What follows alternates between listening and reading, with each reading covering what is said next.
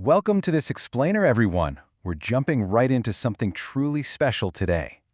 So we're looking at a fascinating event that recently unfolded right at the vibrant entrance of the sacred Sri Radha Kali Kunj.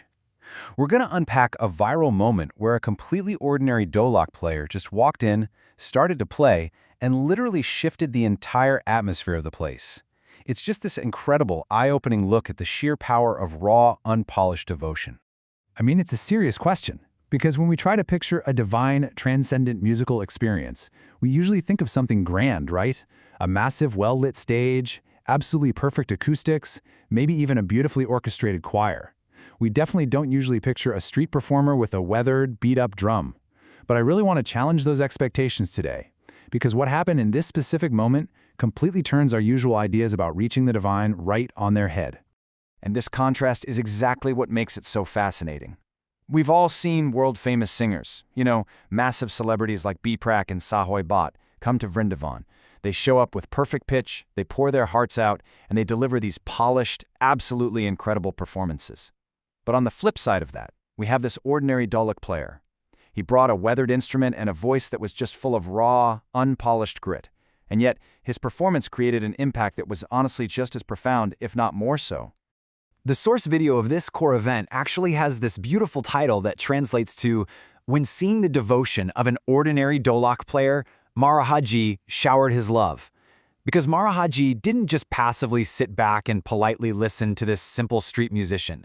No, he reacted with this profound, tear-jerking outpouring of emotion. So it really makes you wonder, how exactly did a simple guy with a drum create such an overwhelming, divine experience?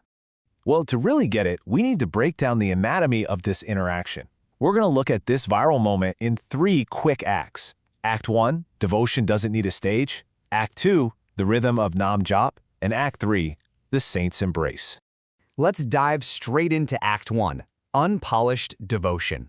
We have to start with the reality of our drummer and this crucial concept of unpolished sincerity, which is known as bhav. In the hit spiritual tradition, which Maharaji speaks about all the time, true greatness doesn't come from a stage. It doesn't come from some perfectly rehearsed concert, and it absolutely does not require expensive equipment. It is entirely about bhav. It's pure emotion and a totally sincere heart.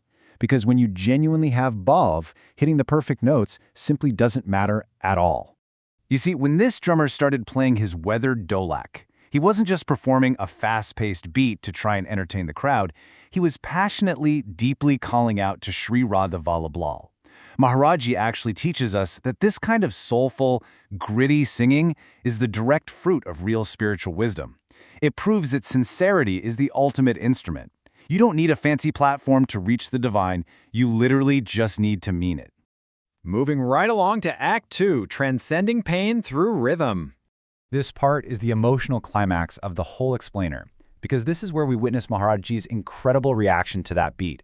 As a Dolak player's rhythm picked up speed, something magical happened to the people there. They naturally fell into samuhik gan, which means collective singing.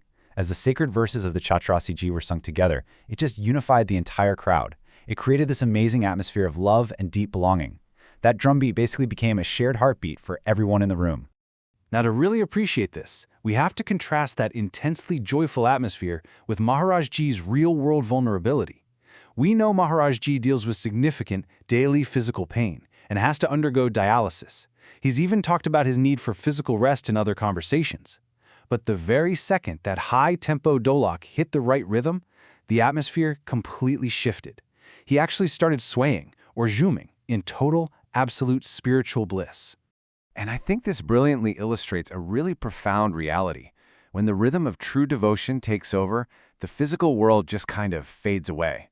When you completely lose yourself in the name of Radha, exactly like Maharaji did in that moment, even deep physical pain seems to just evaporate. The bodily struggles literally take a back seat to spiritual ecstasy. It's just this powerful testament to how healing pure devotion can be. Which brings us to Act 3, the equalizing embrace. Let's unpack the beautiful aftermath of this whole performance. When the drum finally stopped, Maharaji didn't just give a polite little nod or a standard blessing to this street performer. Instead, he completely bypassed all the normal protocols. He looked right at this ordinary man and showered him with immense respect and this beautifully equalizing love. In the eyes of a true saint, this simple drummer, with his beat-up instrument, was suddenly the biggest celebrity in the entire room. Worldly status meant absolutely nothing. Having a pure heart meant everything. And what's so fascinating is how perfectly consistent this is with Maharajji's universal philosophy. It reminds me of his interaction with those two puppets, Jojo and Johnny. He was laughing and joking with them like family, and he gave them the exact same advice. He told them to wake up early for Brahma Muhurta, those spiritually potent pre-dawn hours, to practice continuous nam jap or chanting, and to connect with the divine. He treats a street drummer, a puppet, and a famous VIP with the exact same foundational truth. So let's get to our final section, the takeaway, finding your rhythm.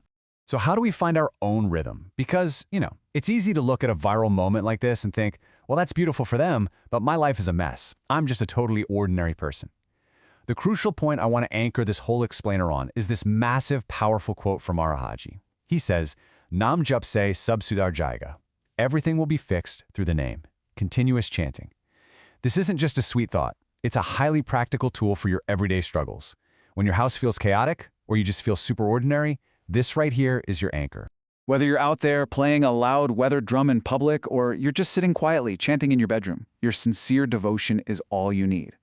That internal rhythm, that pure bhav, is your direct ticket to the Nitya Vihar, the eternal joy of Vrindavan.